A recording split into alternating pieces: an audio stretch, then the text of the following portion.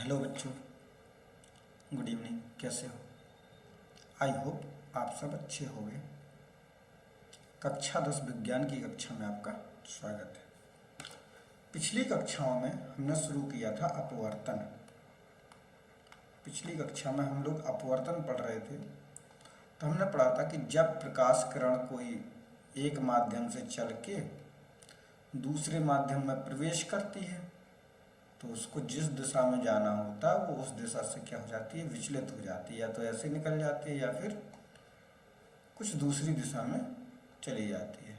ठीक है, और उसी को हम कहते हैं अपवर्तन। या तो ऐसे चली जाएगी, ऐसे, इसको अपवर्तन कहते हैं। उसके बाद हमने पढ़ा था अपवर्तन के दो नियम होते हैं, आपतित किरण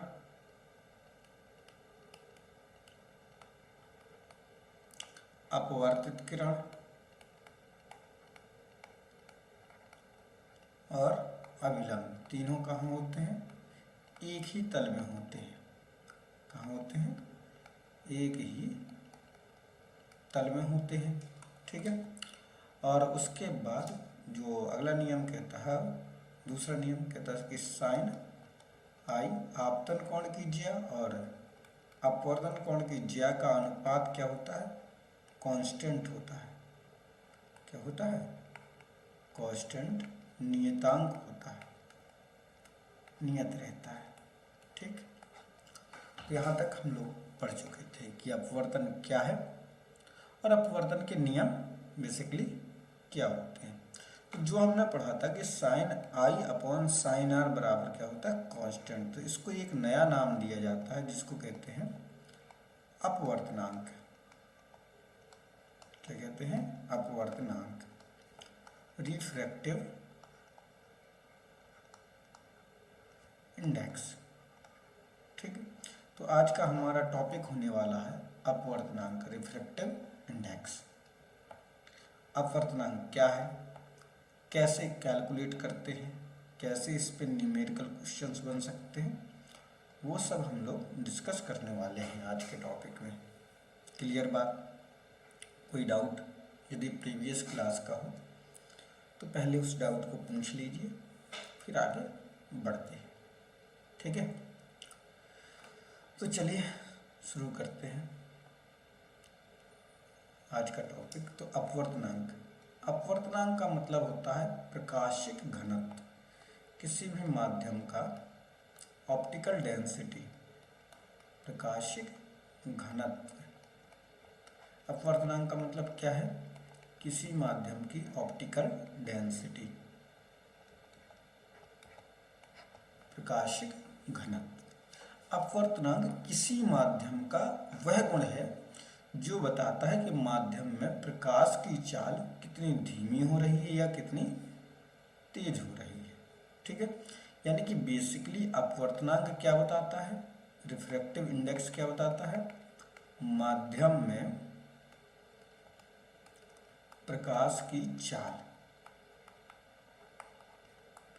क्या बताता है भाई? माध्यम में प्रकाश की चाल। क्लियर बात? कोई भी माध्यम है उसका अपवर्तनांक जो होगा वो डिसाइड करेगा कि उस माध्यम में प्रकाश की चाल क्या होगी। ठीक, क्लियर बात? कोई दिक्कत समझ में? ठीक, समझ में आ गया इतना बात? अपवर्तनांक का मतलब क्या होता है? सिंपल सा मतलब याद रखो, अपवर्तनांक का मतलब ऑप्टिकल डेंसिटी। ठीक है, जैसे घनत्व होता है ना, तो वैसे प्रकाशिक घनत्व होता है जो कि प्रकाश को प्रभावित करता है। प्रकाश कितनी स्पीड से चलेगा, प्रकाश ध्रुवित होगा, कब ध्रुवित नहीं होगा, प्रकाश का पोलराइजेशन वगैरह वगैरह सब डिसाइड करता है, वो ऑप्टिकल डेंसिटी डिसाइड करता है। तो अपवर्तनांक भी ऑप्टिकल डेंसिटी पर ही निर्भर करता है, प्रकाशिक घनत्व पर निर्भर करता है। लेकिन जो अपवर्तनांक बेसिकली डिसाइड करता है वो माध्यम में प्रकाश की चाल को डिसाइड करता है कि माध्यम में प्रकाश की चाल कितनी होगी। ये किससे पता चलेगा? अपवर्तनांक से। अपवर्तनांक को हम दो प्रकार से कैलकुलेट कर सकते हैं। कितने प्रकार से? दो प्रकार से कैलकुलेट कर सकते हैं। पहला है निरपेक्ष अपवर्तनांक, ठीक है, और दूसरा है सापेक्ष अपवर्तनांक। कितने प्रकार से हम कैलकुलेट कर सकते हैं? दो प्रकार से, पहला निरपेक्ष और दूसरा सापेक्ष। चलिए तो पहला शुरू करते हैं, निरपेक्ष अपवर्तनांक। निरपेक्ष अपवर्तनांक को अंग्रेजी में कहते हैं absolute refractive index. Absolute refractive index हमेशा निर्वात के सापेक्ष निकाला जाता है। किससे कंपेयर करेंगे? निर्वात से। ठीक है, यानी कि किसी माध्यम में प्रकाश की चाल की तुलना निर्वात की चाल से तुलना कर दी जाए तो जो रेशियो निकलेगा वो कैसे निकलेगा? वो निकलेगा निरपेक्ष अपवर्तनांक। ठीक है, तो जब निरपेक्ष के सापेक्ष, निर्वात के सापेक्ष किसी माध्यम का अपवर्तनांक निकालते हैं तो उसको निरपेक्ष अपवर्तनांक कहते हैं। किसी माध्यम का निरपेक्ष अपवर्तनांक n किसके बराबर होगा? निर्वात में प्रकाश की चाल बटे में उस माध्यम में प्रकाश की चाल। ठीक है, n बराबर क्या होगा? निर्वात में प्रकाश की चाल, निर्वात में प्रकाश की चाल बटे में माध्यम में प्रकाश की चाल, माध्यम में प्रकाश की चाल। क्लियर बात, याद रखिएगा। ठीक है, ऐसा क्यों? क्योंकि निर्वात का निरपेक्ष अपवर्तनांक हमेशा एक माना जाता है, अतः अन्य सभी माध्यमों का अपवर्तनांक क्या होगा? एक से अधिक होगा। जब भी किसी का हम अपवर्तनांक निकालेंगे तो कितना आएगा? एक से ज़्यादा ही आएगा। ठीक है, इतनी बात समझ में आ गई। निरपेक्ष अपवर्तनांक का मतलब क्या होता है? जब किसी का निर्वात के सापेक्ष निकालें। वैक्यूम के प्रोस्पेक्टिव में यदि हम किसी रिफ्रैक्टिव इंडेक्स को कैलकुलेट करते हैं तो एब्सोल्यूट कहलाएगा वो। ठीक है, फॉर्मूला क्या हो जाएगा? n is equal to c upon v। c क्या है? निर्वात में प्रकाश की चाल है, v क्या है? माध्यम में प्रकाश की चाल है। देन हम आ जाते हैं सापेक्ष अपवर्तनांक पर, रिलेटिव रिफ्रैक्टिव इंडेक्स। ठीक है, तो जब एक माध्यम के सापेक्ष दूसरे माध्यम का निरपेक्ष अपवर्तनांक निकालते हैं तो उसको सापेक्ष अपवर्तनांक कहते हैं। जैसे उदाहरण के लिए हमने प्रथम माध्यम से प्रकाश किरण दूसरे माध्यम में जा रही है तो माध्यम एक के सापेक्ष दो का अपवर्तनांक निकालेंगे। ठीक है, सिंपल सी बात समझो। जैसे ये एक सरफेस है, यहाँ माध्यम एक है, यहाँ माध्यम दो है, तो प्रकाश किरण माध्यम एक से आ रही है, वो कहाँ जा रही है? मान लो दो में जा रही है, तो हम क्या निकालेंगे? माध्यम एक के सापेक्ष दो का अपवर्तनांक। ठीक है, जिसमें जा रही है उसका निकालेंगे। तो माध्यम एक के सापेक्ष यदि हम दो का अपवर्तनांक निकालेंगे तो क्या लिखेंगे उसको? 1 and 2 बराबर क्या हो जाएगा? माध्यम एक में प्रकाश की चाल बटे में माध्यम दो में प्रकाश की चाल। माध्यम एक में प्रकाश की चाल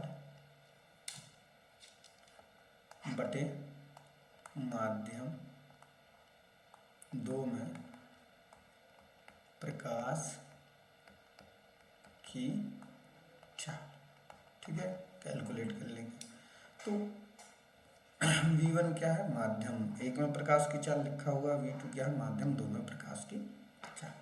यानी कि सापेक्ष अपवर्तनांक 1 and 2 लिखेंगे तो पहले जिस माध्यम से जिस माध्यम में जा रही है उनका लिखेंगे। जिसका निकाल रहे हैं उसको हमेशा नीचे रखना है चाल को, जिसके सापेक्ष निकाल रहे हैं उसको ऊपर रखना है। ठीक है, जैसे हम यहाँ कहें कि यहाँ क्या है? कांच है, गिलास है, यहाँ क्या है? पानी है, वाटर है। तो जब हम निकालेंगे, ठीक है, गिलास के सापेक्ष पानी का अपवर्तनांक निकालेंगे। किसके सापेक्ष? कांच के सापेक्ष पानी का अपवर्तनांक। तो किसके सापेक्ष? कांच के सापेक्ष। तो कांच में चाल ऊपर लिखेंगे और पानी में चाल कहाँ लिखेंगे? नीचे लिखेंगे। याद रहेगा, इस प्रकार से याद रख लो। जिसका अपवर्तनांक निकालते हैं उस माध्यम में प्रकाश की चाल को नीचे लिखते हैं और जिसके सापेक्ष निकालते हैं उसमें ऊपर लिखते हैं। ठीक है, कुछ अपवर्तनांक आपको याद रखने हैं, जैसे वायु का 1.0003, बर्फ का ये जल का 1.33, अल्कोहल का 1.36, कैरोसिन का 1.44, तारपीन के तेल का 1.47, बेंजीन का 1.50, क्राउन कांच का 1.52, ठीक है। उसके बाद हीरे का याद रख लो 2.42, ठीक है। तो ये आपको फ्लिंट कांच का क्या हो जाएगा 1.6265। तो इस प्रकार से आपको ये सब याद रखने हैं अपवर्तनांक, ठीक है, आपसे पूछा जा सकता है। तो चलिए एक आध सवाल लगाते हैं। वायु के सापेक्ष किसी द्रव का अपवर्तनांक कितना है? 1.33 है। द्रव में प्रकाश की चाल ज्ञात कीजिए। तो n बराबर क्या होता है? C/v, ठीक है। तो v बराबर क्या हो जाएगा? C/n, और c का मान 3 × 10⁸ बटे में v का मान, n का मान कितना है? 1.33, ठीक है। 1.33 को यदि हम कैलकुलेट करेंगे तो भाग दे तो भाई कितना बार चला जाएगा? 1.33, तो इसको लिख सकते हैं हम 3/4, यानी कि 2.25 × 10⁸ मीटर प्रति सेकेंड, लगभग इतना आ जाएगा चाल, ठीक है। क्या दिया है? वायु के सापेक्ष अपवर्तनांक दिया है, चाल निकालनी है। तो हमने n बराबर क्या लगा लिया? C/v, यहाँ से हमारा निकल आया सवाल, ठीक है। कह रहा है कांच का अपवर्तनांक 1.5 है। कांच के गुटके की मोटाई 6 सेंटीमीटर है, तो गुटके को पार करने में कितना समय लगेगा? तो पहले तो हम चाल निकालेंगे। तो n बराबर कितना आ गया? 1.5। n बराबर क्या होता है? C/v। तो यहाँ से v निकाल लेंगे, तो v बराबर क्या हो जाएगा? C/n। c कितना होता है? 3 × 10⁸, ये हो गया 1.5, काट दिया तो ये कितना आ गया? v बराबर आ गया 2 × 10⁸ मीटर प्रति सेकेंड। अब दूरी कितनी है? 6 सेंटीमीटर, यानी कि 6 × 10⁻² मीटर, ये दूरी हो गई। तो समय निकालना है, तो समय बराबर कितना आ जाएगा? समय बराबर आ जाएगा दूरी बटे 4, 6 × 10⁻² बटे में 2 × 10⁸, ये ऊपर चले जाएंगे तो माइनस की हो जाएंगी। तो कितना हो जाएगा? 3 × 10⁻10 सेकेंड। कितना आ जाएगा? 3 × 10⁻10 सेकेंड लगेंगे, ठीक है। सबसे पहले क्या करना है? n का मान दिया तो n के मान से क्या निकाल लेना है? v फाइंड आउट कर लेना है। v कितना आ गया? ये आ गया 2 × 10⁸ आ गया। जब v निकल आएगा तो आपका चाल निकल आई, दूरी आपको ये दी गई है, तो समय निकाल लेंगे। दूरी बटे चाल से आपका क्या निकल आएगा? समय निकल आएगा। अगला सवाल है, करा एक स्विमिंग पूल की वास्तविक गहराई 8 मीटर है। यदि पानी का अपवर्तनांक 4/3 हो तो पूल की आभासी गहराई क्या होगी? ठीक है। तो अपवर्तनांक बराबर होता है, जब 20 प्रकार का आएगा तो अपवर्तनांक बराबर रहेगा आपका वास्तविक गहराई बटे में आभासी गहराई, ठीक है। सिंपल सा सवाल हो जाएगा। तो अपवर्तनांक कितना है? 4/3। वास्तविक गहराई कितनी है? 4 मीटर। तो आभासी गहराई आपने मान लिया x, तो x निकाल लेंगे तो x बराबर कितना आ जाएगा? 3 मीटर। बहुत ही सिंपल सवाल हो गया ये तो, ठीक है। याद रखना अपवर्तनांक बराबर हमेशा होता है वास्तविक गहराई बटे में आभासी गहराई। अगला सवाल दिया है,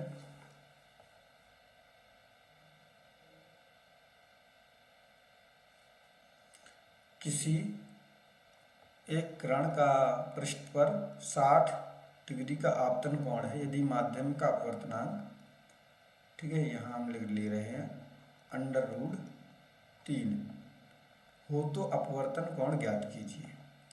तो आपको पता है साइन आई बटे में साइन आर बराबर क्या होता है, अपवर्तनांक n होता है। साइन कितना हो गया 60, ये कितना हो गया साइन आर आपको निकालना है, ठीक। ये कितना हो गया √3 अपवर्तनांक। तो यहाँ से आपका साइन आर बराबर निकल के आएगा, साइन आर बराबर कितना होगा साइन 60, साइन 60 का मान कितना होता है √3/2 और बटे में कितना आ जाएगा √3 कट जाएगा, ठीक है, ये कैंसिल हो जाएगा। तो साइन आर बराबर हो जाएगा 1/2, तो आर बराबर आ जाएगा साइन इनवर्स 1/2। ये आपका अपवर्तन कोण आ जाएगा, ठीक है। क्लियर बात, कोई दिक्कत? चलिए, अपवर्तन के कुछ एग्जाम्पल्स हैं जो आपको समझने हैं, जो आपसे पूछा जाता है।